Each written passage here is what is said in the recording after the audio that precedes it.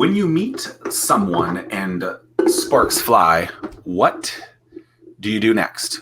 What's up, everyone? Welcome to the Fervent 4. Did you know that only 4% of businesses ever cross the annual $1 million revenue mark? Hello, I'm Zach Miller, author of Anomaly. And with me today, I have my co-host, Tim Ryan, lead man at startwheel.org. Thank you so much for joining us. The Fervent 4 is a weekly show each and every Thursday at 11 a.m. dedicated to sharing insights into growing a world-class business, no matter the climate. Remember meeting someone and being like, wow, that was absolutely incredible. It could be someone you want to date or even someone you meet at a networking event. But what you do next might be the most important piece of the puzzle. Insert Xerxes Nabong.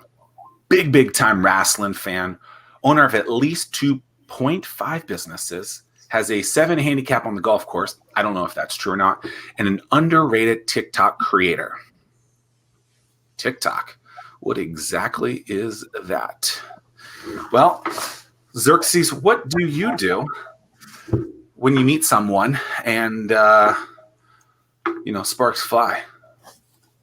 You buy them that wrestling belt, the very one that's on their shoulder. And for those out there that are wrestling fans, the champion, the leader of the company carries that belt. And the person that plays secondary to that carries the United States title. Is it interesting that I'm the world champion and you're only the United States champion? I'm just very American, and I just love the red, white, and blue. Therefore, I like the design of the belt. I love the U.S. champion belt. I'll just drop off. I feel left out. Tim needs a belt. We'll get you one of those belts, Tim. Yeah, we need to find somebody like me that sees potential and we'll go buy it, which is what I did when I met Zach. So what's interesting about the belt is, like, I remember when people first started seeing it, and I think I met you officially like 8 years ago, and sparks did not fly. And then we had a reboot, if you will, and sparks did fly. And the next thing I know, there's this belt being sent to me in the mail, which is like the greatest gift of all time, by the way. But the meaning behind the belt is something interesting, because I think when I got it, it was something that I just wanted as a thing. And I didn't tell you like, oh, I want a belt, go buy me this thing. It's just, we realized that we both liked wrestling, which, yes, as mid 30-year-old men, that is potentially a little odd. But whatever. But what's interesting is I get this gift, and I immediately, from the handwritten card that you sent, you said something like champion of business, right? And so these are the championship belts. And what I always thought was interesting is not that belt was a representation of our friendship that is established over the years, but also how you can take that belt and then use it as a marketing avenue for your business. And so tell me about how buying the belt in general, or buying a gift for someone that you meet, is important, but then also kind of how a championship belt, which I think we're supposed to call them titles, right? We're not supposed to call them belts, right? Doesn't Vinnie Mac get mad at that? How does something like that affect, how can you capitalize on something so odd in a positive way for the business? Well, going back to when I first met you, this was maybe 2012 or 13. We were at Smart Mouth Brewery, right? You were hanging out at Smart Mouth Brewery, and I saw that you had a pretty good presence online. And I actually went up to you and introduced myself, and you might have been on your phone texting someone. And I thought, man, this guy's kind of a jerk. Kind of made me feel like he was too good just to have a conversation with me. So I ignored you. Not true. That's how I felt at the time. Right? So I ignored you. Didn't think anything of it. We stayed connected online. And then what was it, 2015-ish or so, Deanie Dormer said, hey, I need you to meet somebody. Zach is a wrestling fan just like you. And from that very moment when I got to meet you again and we had a conversation about our passion and excitement for wrestling, I felt my thoughts initially of you being a jerk was no longer that anymore. And that evening, which happened to be at your, remind me what you call the place over in downtown Norfolk. Hatch. At our Hatch office. Yeah. At Hatch office. Remind me of that place where you used to be. Like, come on, man. I'm sorry. It's been a while. Fine. Hey, what was your name again? Right there on the blue screen. I've since transplanted for the audience to Scottsdale, Arizona. I've pretty much forgotten everything about Virginia, although I do go back. So anyway, so Zach, at night at Hatch, the theme of that evening was championing this, championing that. And it was just coincidental that we had a conversation about wrestling in which there are championship belts or titles, as we would say. And I thought it would be a nice gesture because of just your outreach to the community and just people and helping them grow their small businesses to potentially big businesses, that I would purchase a belt as a gesture to give to you. And just, I think the note said something along the lines of continue championing everything that you do for the small business community. So it's interesting how finding something that probably has nothing to do about why you're there, right? And finding that common ground, and that establishes a relationship, and that also ultimately turns into better business opportunities for both sides of it. Absolutely, I agree. Yes. Is that how golf and you work too? I mean, do you think that's interesting about the golf course? What I find in business, at least I've been a financial advisor for 15 years, and as I started as a young advisor to trying to grow my business with every person that I meet, and then also realizing that, hey, you know what, I'm in a marathon business, it's a relationship business.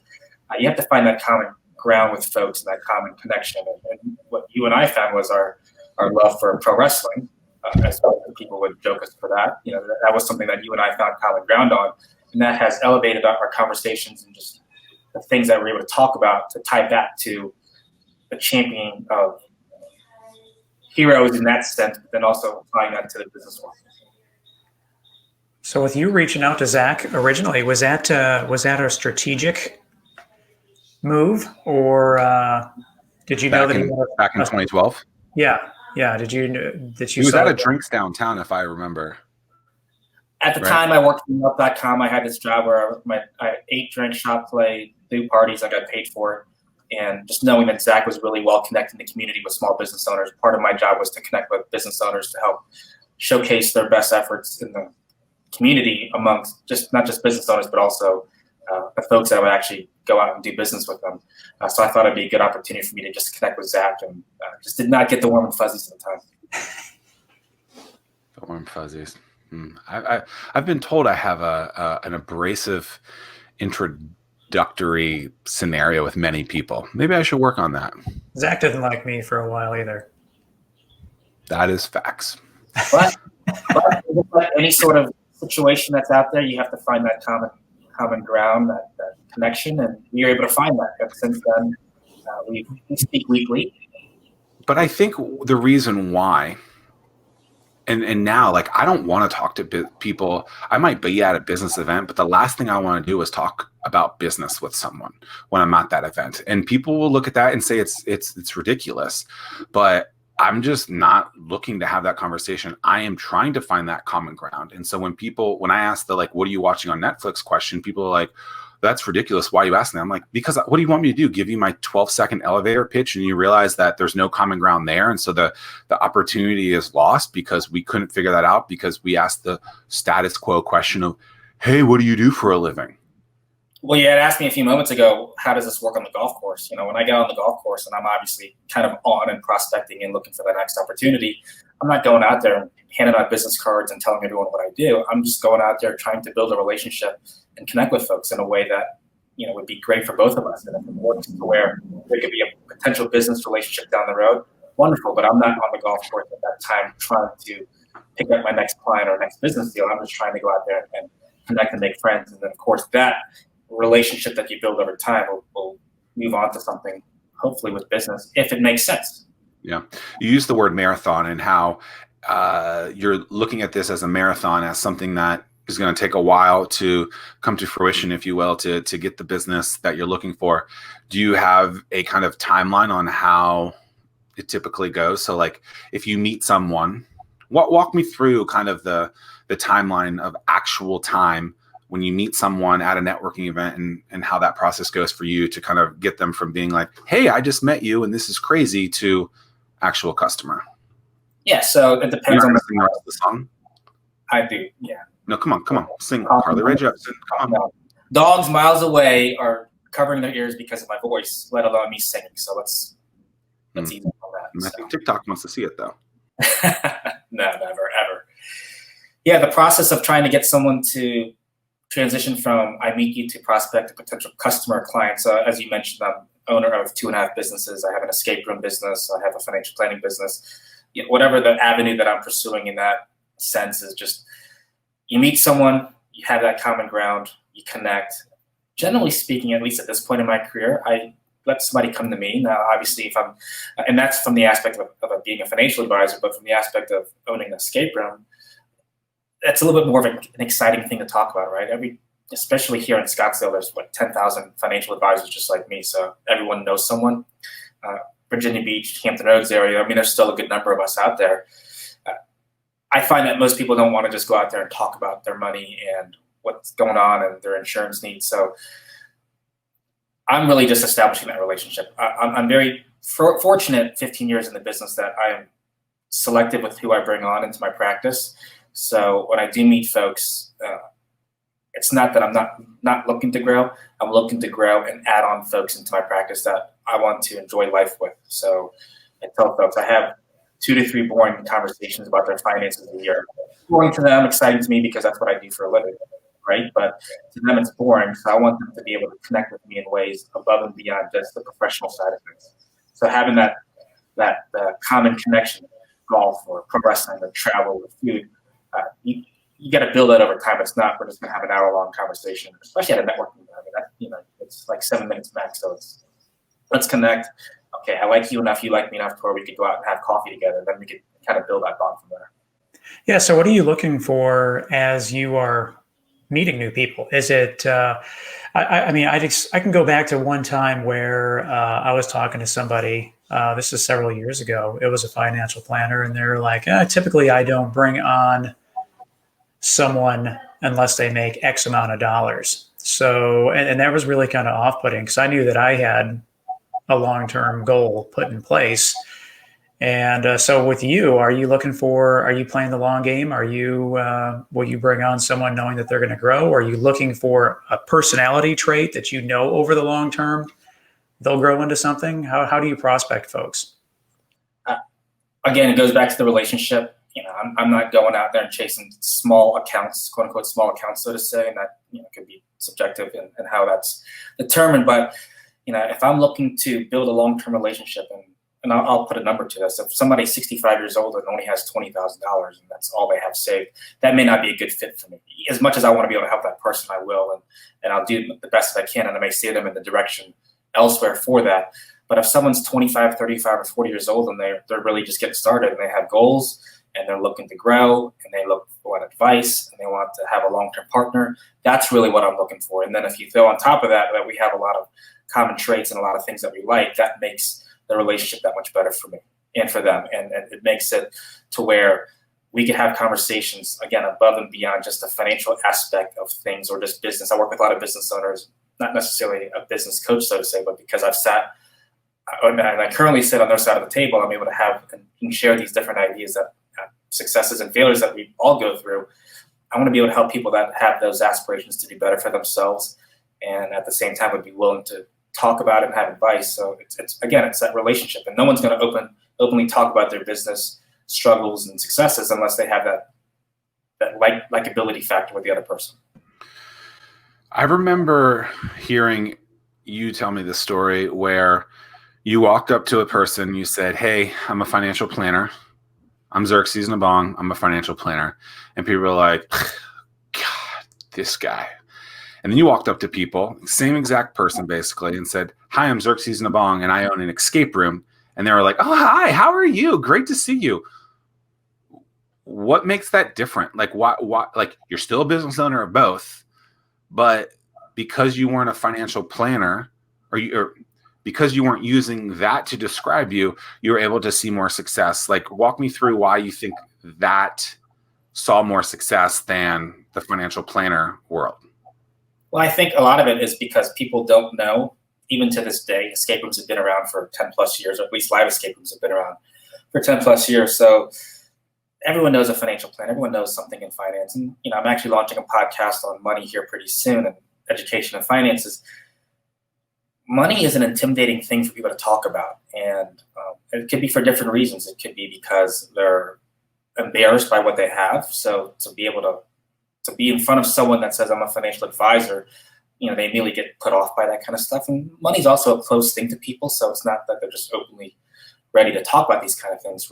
So that's possibly why people can be put off when I do introduce myself as a financial advisor. But then, and I just realized I want to have a conversation with people where it's exciting. And not every person I talk to is excited that I own an escape room, but what I think is different in that introduction is that they don't know what an escape room is, or maybe they've tried one, or maybe it's just something different. It's not every day that you meet someone that owns an escape room. I mean, there's 5 or 6 in Hampton Roads, so the chances of you meeting someone that runs an escape room is slim to none, whereas the number of people in the finance business and the mortgage and real estate is much greater. Right, and so the track record of the other stuff is also probably pretty negative, of people being annoyed by that financial planner who just oversells them too much, and so they're thinking that, and so that's interesting. I basically get caught up in that too. So people, someone's been pushing them on some insurance or some investments, so I'm just another person too. And it's different. If I had a relationship with that person, and maybe I could talk finances and I could talk business, but since I don't know that person, well, their immediate thought is every other salesperson that tried to push them on something.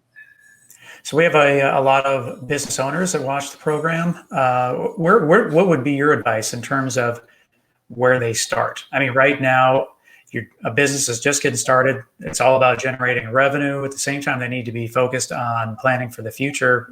What's the foundation block number one where someone starts? I think it's education. So I think about this. I studied business at ODU, Old Dominion, and I have a business degree in management, and I also took marketing and finance, which marketing at the time was not Facebook and Instagram and Twitter and Google AdWords and all that good stuff that exists today. That was my education 15 years ago. So when I decided to open an escape room business in 2015, I actually went to, I believe, the Hampton Roads Chamber of Commerce. They had a Saturday class on starting a business. Now, keep in mind, I started a business before with opening my financial planning business. Zach's going to touch on this. I invested in a cafe at the YMCA that lost me a boatload of money. I have opened businesses before. I did the textbook way of understanding and learning about business plans. Yet when I was ready to open a business, again, I actually went back to the basics, and I went to, I don't know if it was a small business development center or if it was through the chamber, but there was a class I went to on a Saturday, I paid $20 for, and everything that they said was basic elementary stuff when it comes to starting a business. But for me, it just kind of put me back and took a humble approach of, yes, I've done this before, but let me just take a step back because I'm now starting this new business in a different way, so that I could just take a step back and just really just try to understand from the standpoint of, I am new at this again. So that's kind of, I want to be a student of business and education, and I wanted to sit on that side of the table of just learning first. In that case, I was learning again.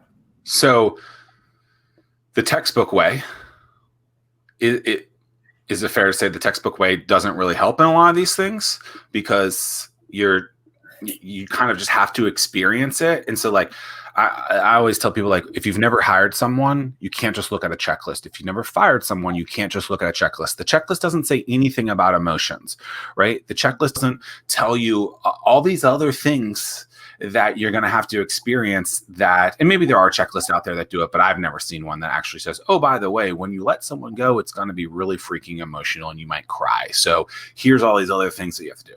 And the same, like, so what is it about the way of the traditional taught textbook way of business that you can capitalize on and use, but then where in the equation is like, you just gotta open the doors yourself and figure it out? Yeah, when you're in school and they tell you this is how you start a business, and here's revenue, here's expenses, here's all the different costs that you have to incur, and here's when you should continue operating your business at a loss, and here's where you actually just close your business. I mean, all these different things you'll learn, and a professor that will talk about these things. And hopefully in the educational world today, when they're teaching entrepreneurship and they're teaching business, hopefully a lot of these people that are teaching these things come from experience so that you can hear these stories. Yes, there's a textbook way of learning things, and then really at the end of the day, you just got to go out there and do it. You have to experience it.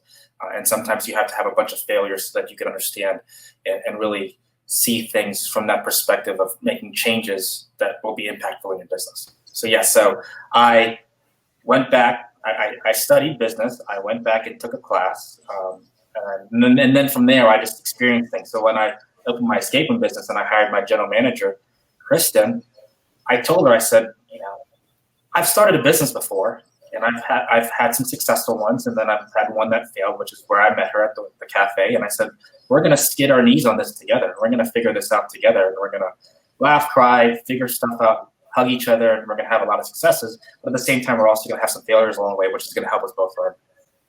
Where did you gain the confidence that you have in the business world and putting yourself out there in places like TikTok? I wouldn't really say that I'm confident in TikTok, so to say, but I think it's just experience. I actually had this conversation yesterday at lunch with a tenured and seasoned financial advisors, and I told them, I said, 15 years ago when I was a new financial advisor, I was like, okay, I got to go get clients. And then 10 years ago, I started my own company, which is called Wealth Avenue today. And I was still concerned about the idea of growing the business. I still had to go out there and, to some extent, an idea of salesmanship or sales acumen to woo people over to trust you and to gain their trust. I mean, to some extent, there's some sort of sales ability that you have to figure out in that process. And I will tell you, I wasn't really confident then. And I think a lot of it too is just you hit these big breaks and these little milestones in your business, and even failures to some extent help you in that regard. And the failure of that cafe and the success of the escape room, I think that just really gave me just, when I was able to speak and share stories and experiences, I hope that as I'm sharing this, you get to hear the passion, the excitement with what I'm saying here. I think that helped me become more confident in saying, especially now, I've moved 2,000 miles away. I picked up my first client that lives here in Arizona. I still have my business back in Virginia, but it might have been like 3 years ago where I said, you know what, if I have to start from the beginning and I have to move somewhere and I have to just go out there and figure it out, I'm okay doing it. So, experience. You may know him as Dwayne "The Rock" Johnson. I know him as just a man who has done incredible things for the last few decades. But how can you use his techniques in your business? I'll show you exactly how. Head on over to ZachMillerSays.com/The Rock, and you can smell what he's cooking. Was that a commercial? Yeah, how was it? Did you like it? I knew it was coming. I could just tell. I'm looking at your face, and I could tell you were waiting for me to stop and say, okay, I'm done. I think I prematurely brought you off too, so I apologize for that. But that was my thought there. But yeah, well, I thought you were like, and I was like, the best commercials are ones that get you to stay tuned in. And so, we're still in the office here. You still see the Rock poster there. Still have a similar. I mean, I basically shot that thing this morning, which is not true. I shot it 2 weeks ago. But, I try to consistently look the same. You, on the other hand, you do something new every day. I missed the memo on black shirts today. That's fine. You should know that we always wear. Well, I always wear a black tee, and a lot of times Tim on the show has been wearing a black tee. Sometimes he wears the Tesla tee. Yeah, it's tough. I think one of the most difficult things about doing this every week is with a black tee, you can't tell if it's the same T-shirt every week or not. Whereas otherwise, you're like, man, did I wear this last week? Struggles. It's real. I have like 10 black T-shirts. I'm looking at 45 dress shirts, 20 polo shirts, a lot of clothes. More clothes than I. To me, that is overkill. So let's talk about dress. Let's talk about the way that people look for business. Is there a look that a quote unquote financial advisor is supposed to have, and do you try to keep that, or like how do you decide what Xerxes Nabong, the brand, is going to look like? I just wear whatever is comfortable for me at any given time. Like I like to. This is what I wear on the golf course. This is what I wear day to day. It's probably not professional by the standards of the Wall Street financial advisor, parts of California, down south, summertime, polo shirts.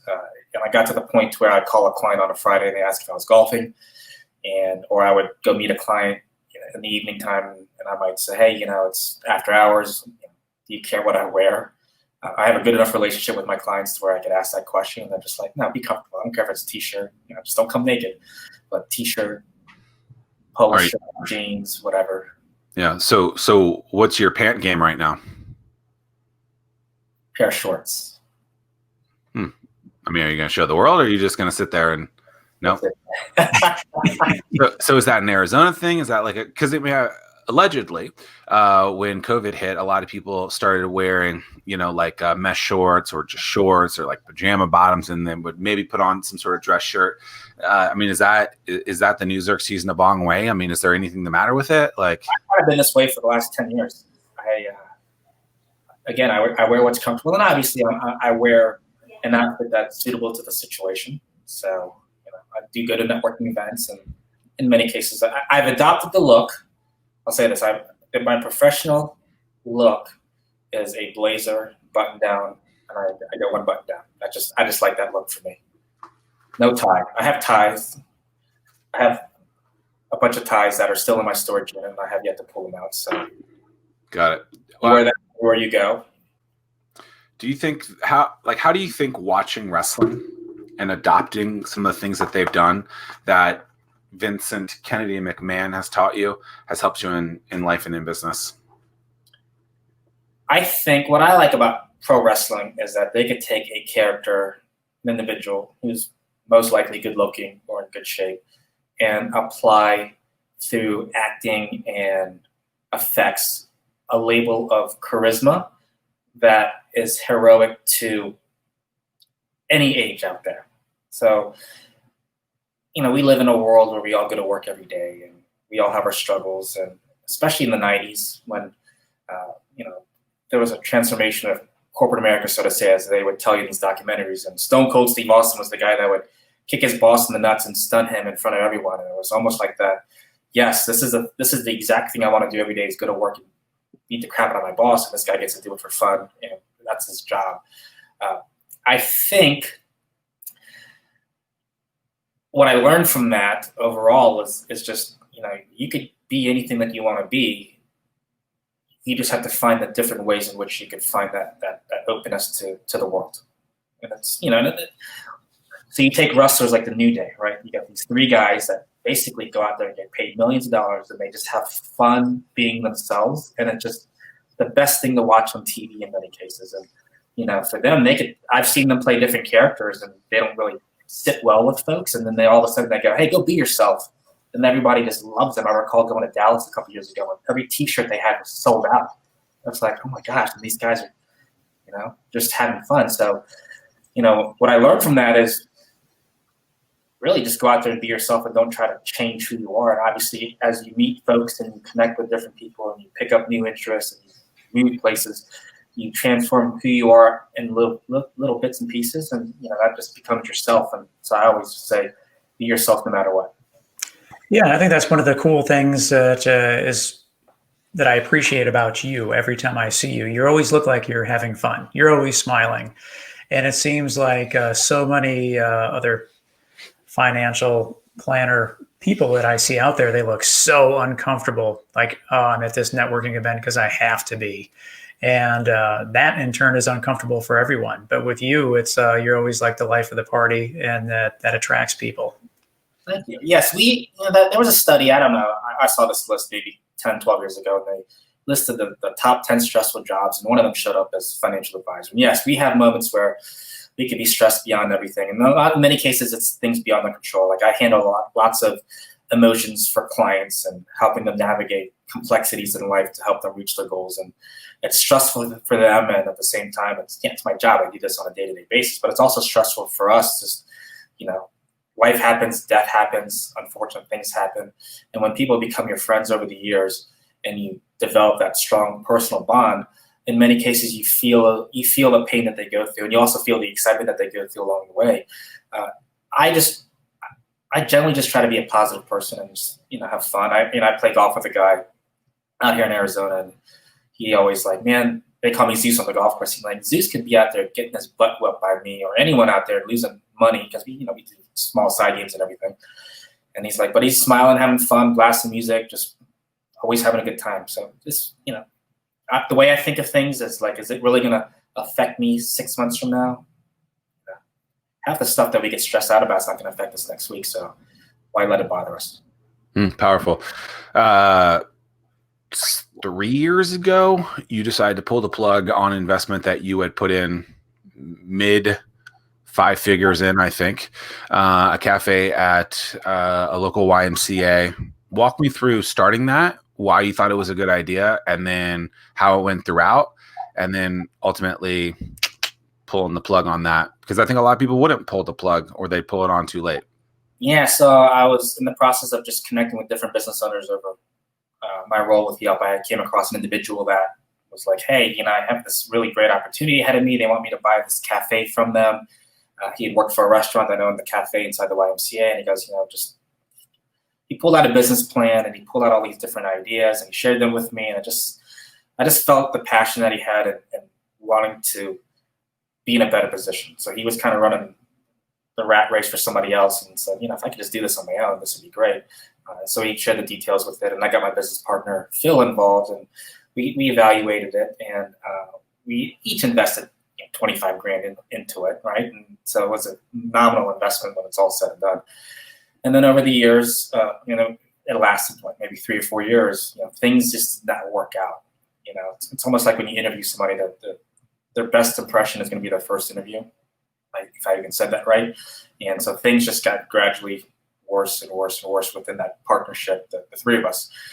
And when it was all said and done, we ended up, $25,000 investment. $60,000 later, that swing was pretty substantial in that aspect. But the silver lining that I found in starting that business and also failing in that business was meeting Kristen, who then eventually opened my escape room business with me, who then gone off to open her own escape room in Fredericksburg, Virginia. So I was very proud of her for that. So yes, a small investment that turned into a huge loss turned also into an opportunity that I was able to take advantage of, because the confidence that I have as a result, the confidence that I share today was a result of my success in owning an escape room, partly owning an escape room, which also was a result of meeting somebody through a terrible business decision that I made. So is that something, did you just rip the Band-Aid off, or what was the most difficult part once you made the decision? We got to the point where one of the partners decided to back out, which, at that point it was okay. And then it was like, okay, well, we're already kind of in the hole. Why don't we just try to dig ourselves out of it? And, we didn't dig the hole that much deeper, but at some point we just said, you know what, this is a challenge that, our time isn't really worth putting into anymore. When you think about starting a business or working for someone else, there's an opportunity cost, right? You start a business because it's, financial gain opportunity, it's freedom, it's the creativity that you want to get somewhere else where you may not be getting a job. And we just kind of lost our passion on those three things. And it just made sense to just not necessarily take our focus and be financial advisors, but it was just, let's not take away our time here to something that we're not passionate about anymore. 2020 has been an interesting year for people, ups and downs all around. I know that in your world, you can't give financial advice, but can you talk to me about why relationships are so important for when you have years where things could be up and down, specifically with Zach being able to speak, specifically in the world of money, and when a relationship, why that relationship being so strong is important when things are maybe a little more rough than others. I'll talk about this in a couple points, and I'll certainly try to answer your question. Yeah, 2020 has just been a terrible year, right? We've got the coronavirus. We've had things open up, shut back down. Businesses are failing left and right. My escape room business right now, we're making ends meet, but, we're certainly far from the profit margins that we've experienced in the previous years. And, we're in a business where people have to be close and touch each other and be touching the same thing. And so, a world of We went from handshakes and hugs to elbow drops and sometimes just air high fives. That's a challenging business for us to navigate right now, and I think we're doing it. Candace Gallmeyer, who runs that business for me, and I commend her for this. She's putting every effort that she can to make the business continue and run, and she's doing a great job at it.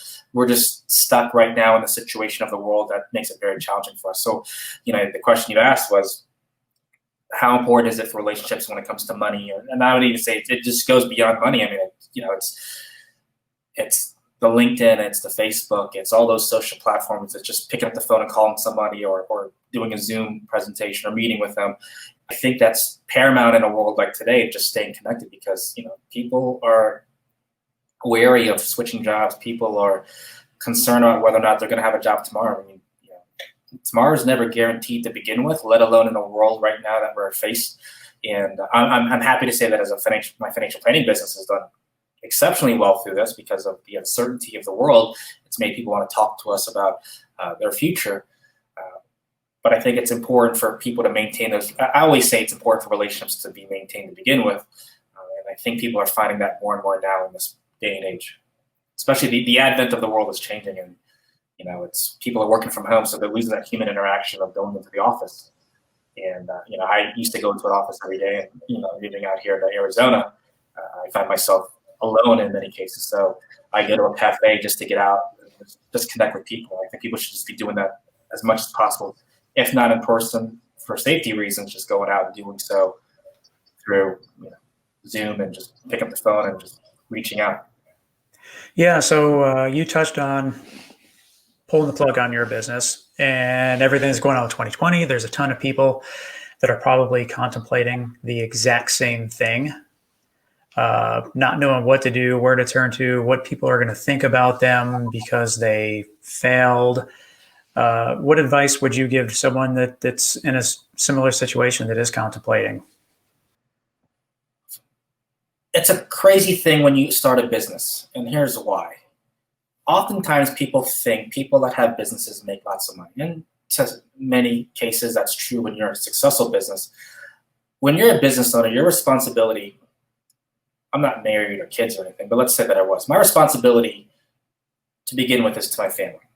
My responsibility as a business owner is to do good things in my business so I can support my family, which is partly why people start their own businesses, to help support and families and monetarily and time and everything. When you start a business, you have a responsibility to every person that works for you and their family as well.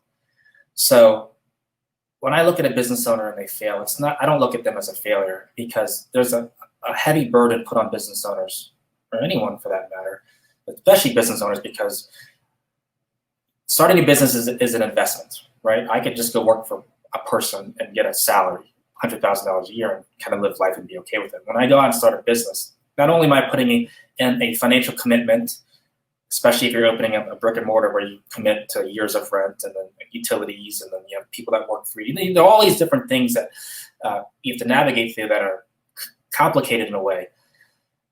And when you have that responsibility and that burden on yourself, and you're successful, great, but when you fail at that, I mean, unfortunately, anyone that had worked for me at my cafe would be out of a job, right, when you shut down. And anyone that has a business, a retail store that has to shut down, those employees lose potential benefits and security in life, and they lose the ability to feed their families. So my advice to business owners is,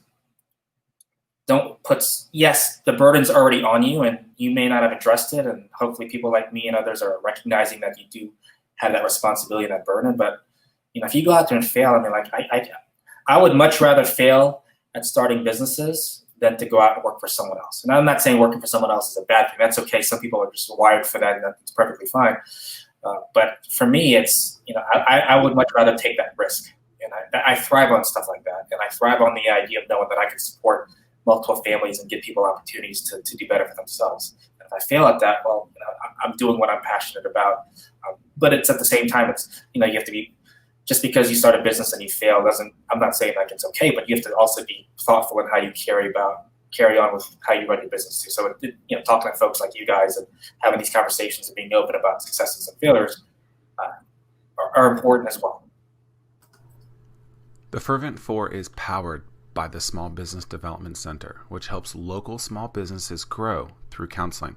If you're interested in learning more on how the SBDC can help your business, head to startwheel.org/weekly. So, Mr. Nabong, how do you define failure? Good question. It could be, well, a lot of it largely goes into what the goal is, right? So, if you have a goal, I don't know if failure is always the word. Sometimes it could be an experience or learning experience. Yeah, that may not be what you want to hear, but that's kind of, to me, it's. I'm not looking for any specific word. I most of the time believe that the word failure is a buzzword and overrated, that most people actually haven't quote unquote failed.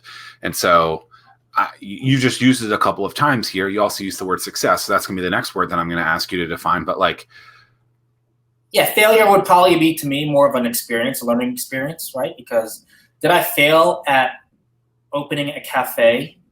Yeah, monetarily speaking, I failed. But, I tell everyone, yeah, I lost 80 grand, 60 grand in that whole deal. But when it was all said and done, I met someone who helped me run a successful business or start a successful business, who then ran off and started her own business. That's a success to me. And it's an experience. And you live and you learn. And to me, I think, now if I did the same thing over and over again in multiple businesses, sure, we could call that a failure. But in the sense of, hey, I learned from this and I was able to walk into this next business venture and do things differently, it's an experience. But that was an investment to meet that person who helped you make you significantly more than that money that was lost at that point. So then it's like you said, it's you're investing in things, hoping that next thing happens out of it. I could have easily put an ad on Craigslist and she could have applied to open escape in Virginia Beach with me, and I could have, you would have saved $59,975. Right. So way to go. You definitely failed then. I learned from it. I don't look back at that experience and go, man, I mean, that's, once in a while, if I pull up the tax return, I go, oh, shoot, I could have lived life without that. But at the same time, it's okay. It's an experience. It's something I can speak of. I mean, it's, when I'm talking to other business owners, and hopefully the audience that's listening to this today can know that, just because you fail or you have an experience that isn't ideal doesn't necessarily mean that you can't get back up and do it again. That's right. And you're young enough, and other folks are young enough, when you take a risk that young to make up for those losses. I mean, you've probably already made up for those losses.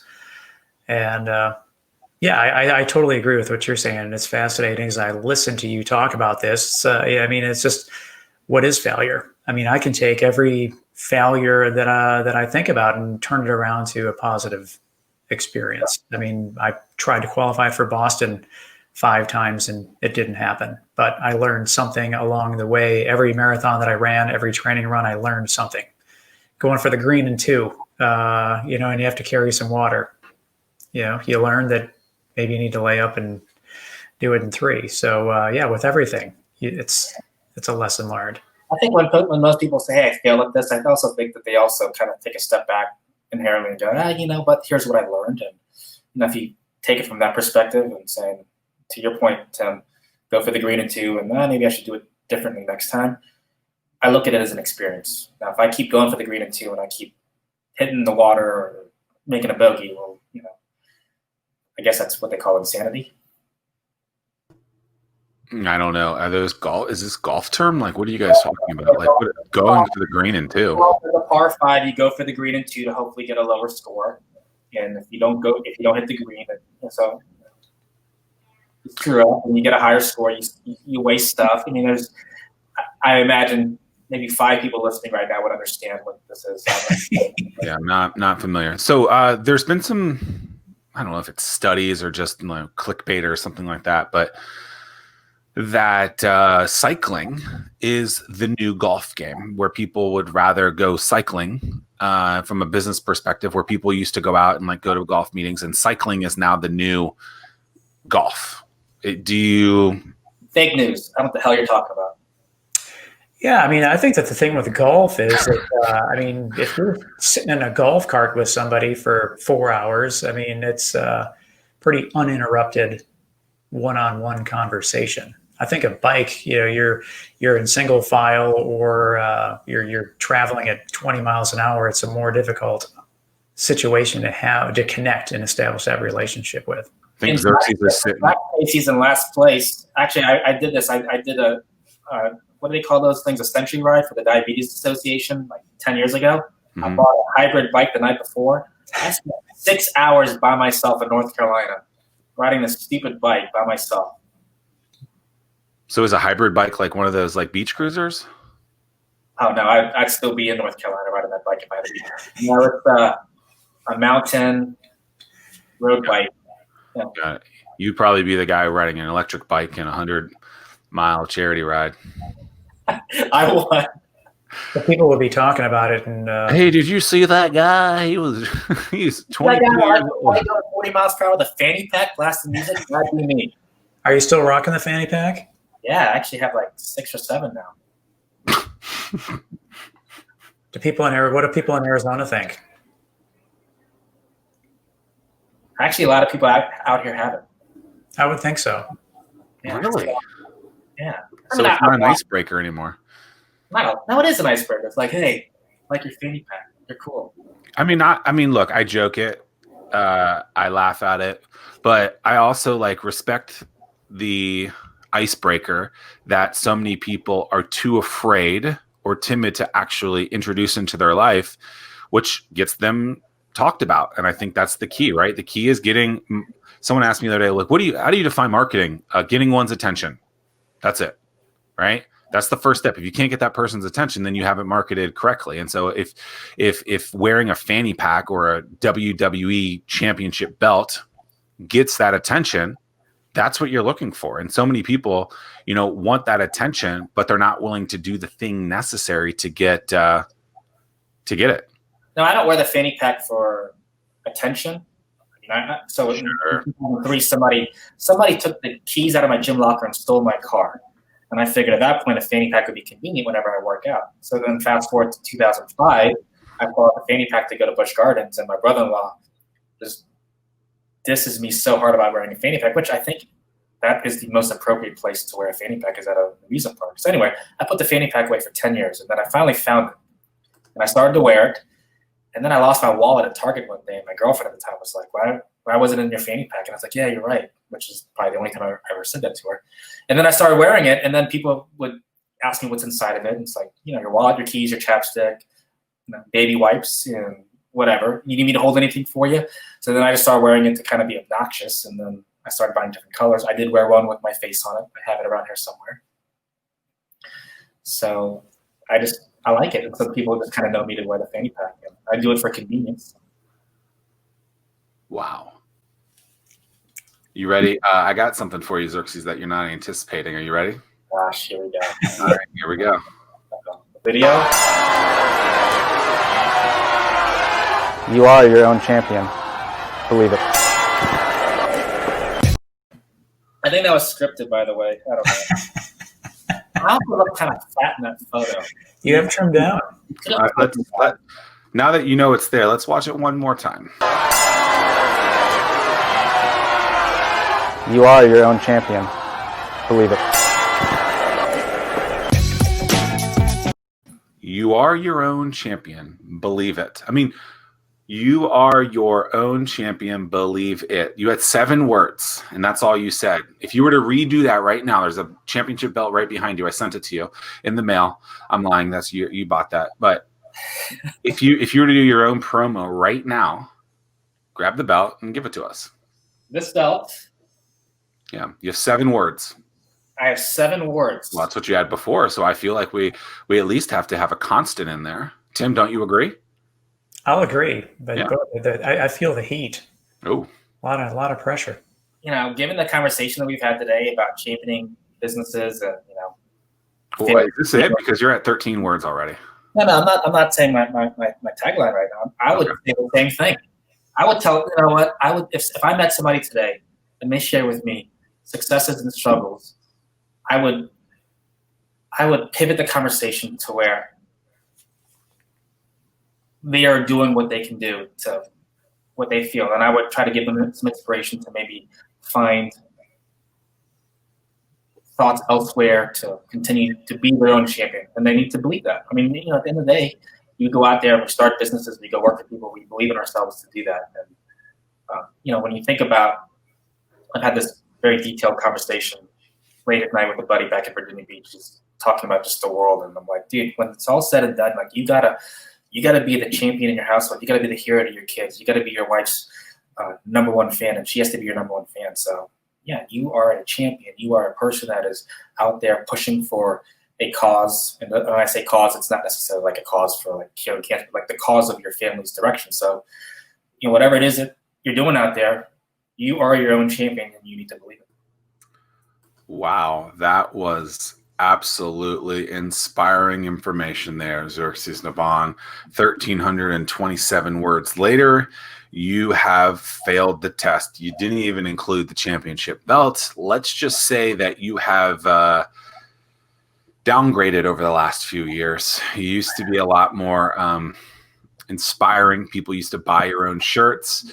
And now I don't think you're going to make a single sale. Yeah, I do think, though, those 7 words, they were pretty powerful. I'm not sure that you would have to stick with those those 7 words. That's fine, but he had a chance to do the exact replication of the reenactment of before.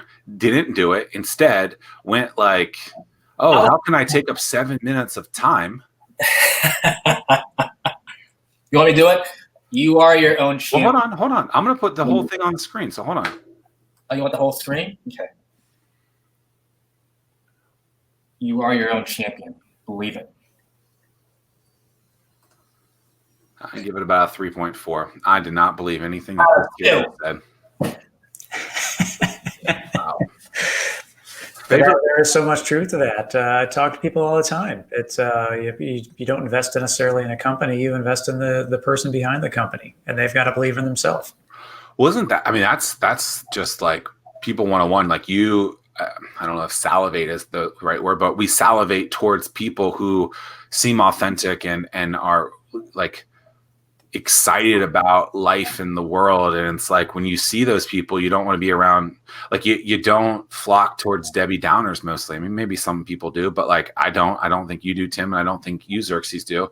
But it's like you find people that are passionate, and that passion sells, even if the thing that they're selling sucks. Like you like that person and you want to be around that thing. And so I mean, like I'm not going to believe it for his promo, but I'm going to believe him because I think he has a lot of excitement in it. People do business with others that they like, they trust, they find comfortable. So when someone hires a life coach, 3 life coaches could say the same exact thing. It's all about the tone. It's about the personality. It's about the connection. I'm going to hire the one that's going to resonate with me, that's going to inspire me to do something different than what I'm already doing. They can all say the same exact thing. Well, when I'm looking for a client, like I tell the person right up, like, I got to like you if I'm going to work with you, because if you want my A game, I got to like you, because if I don't like you, like. And that person has to like you as well, because. Yeah, 100%. Go out there and do their A game. They got to go, all right, Zach's looking over. I don't want to let Zach down. I want to make Zach proud. Zach's giving me really great advice. It's inspiring to me, right? Tribal chief. No, it's because business is personal. Yeah, that hurt. Ow. Working on those kettlebells? Yes. Favorite wrestler of all time? Sting. Tim? Sting. Right, I heard that, but Tim, do you have a favorite wrestler of all time? No, see, so I haven't watched it in a long time, so I'd have to go back to, back in the day, I mean, I don't know. I always enjoyed Hulk Hogan or Andre the Giant back in the day. I like Ricky Steamboat. Most overrated. No, he's not overrated. Because he had I also liked Randy Macho Man Savage, because Elizabeth was always an attraction. There you go. Steamboat always came out there with his wife and his kid. I thought that was the coolest thing. He had a white wife, too, and I thought that was like, all right, yeah. Who did? Steamboat. And I met him. And I was like, I don't really get starstruck or anything. So I got to meet Tiger Woods when I was 17, and my mom was more excited about meeting him. And I was like, just another person. And I go meet Ricky Steamboat. I'm like, oh, wow. Hey, man. Who won that? What people believe is one of the greatest WrestleMania matches of all time at WrestleMania 3 between Steamboat and Macho Man. Who won that? Steamboat did.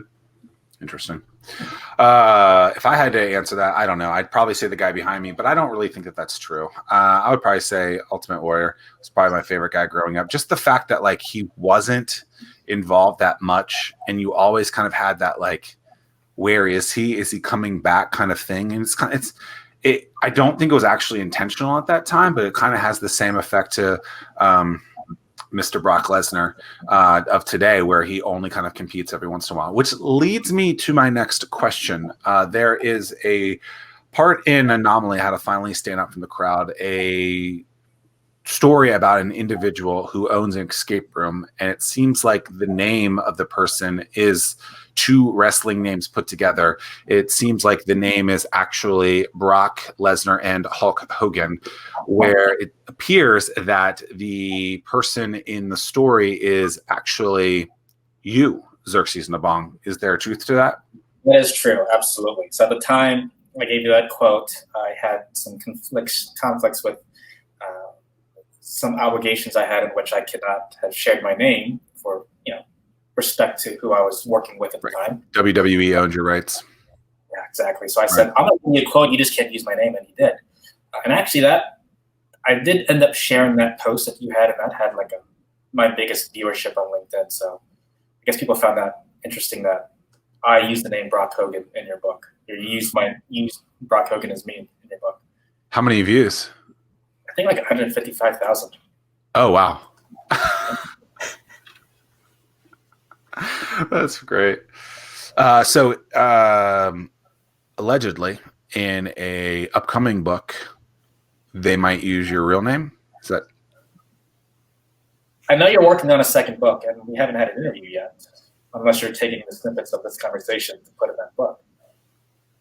Guess we'll find out. Are there pictures? I mean, we might figure out a way to put a video in the book of that terrible promo from about 13 minutes ago, but that's a different story. Tim? What podcast are you listening to right now? You mentioned you're going to start yours. What do you listen to? Where are you getting your inspiration from? There's a guy, I think his name is Roger Whitney. He runs the Retirement Answer Man. I haven't actually listened to many podcasts in the last several months, to be perfectly honest. I had this idea of starting a podcast. It's going to be called the Money Mats Podcast with Xerxes. I had this idea of doing a podcast about a year and a half ago. So I would go to the gym, instead of listening to music, I'd listen to financial podcasts, and I would just write down information on best practices to implement in my business, and which I did. And then I was inspired through that to start a podcast. And of course, we did an office redo. We ended up buying a building, so we were in the midst of doing a new office. We rebranded the firm. I moved, and then actually I joined this networking group out here where a young lady talked on a podcast, and it just kind of rejuvenated me and said, you know what? I have this podcast that I had an outline of things that I was going to talk about.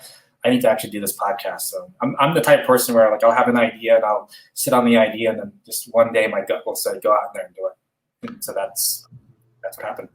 Is sitting on that idea for too long a bad idea? Because I mean,